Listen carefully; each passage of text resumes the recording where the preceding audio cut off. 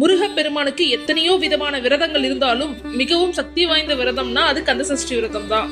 ஒவ்வொரு வருஷமும் ஐப்பசி மாத வளர்ப்பிறை சஷ்டியை தான் மகா கந்த சஷ்டியா நாம கொண்டாடுறோம். இந்த வருஷம் மகா கந்த சஷ்டி அக்டோபர் 27 திங்கட்கிழமை அன்று வர இருக்கு.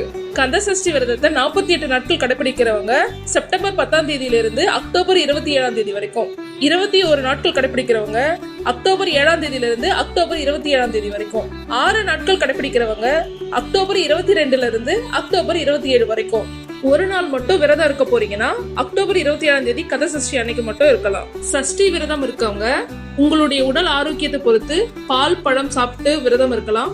அப்படி இல்லைன்னா ஒருவேளை உணவு உண்டு கூட விரதம் இருக்கலாம். விரதத்தை கடைபிடிக்கிறவங்க காலை மாலை இருவேளையும் குளிச்சுட்டு பக்கத்துல இருக்க முருகன் கோயிலுக்கு போயிட்டு முருகனை வழிபட்டுடுவாங்க. அப்படி போக முடியாதவங்க வீட்லயே முருகன் படம் இல்ல சிலைக்கு உங்களால முடிந்த நைவேத்தியம் வைத்து மனதார முருகனை வழிபடுங்க. இந்த கந்த சஷ்டி விரதத்தை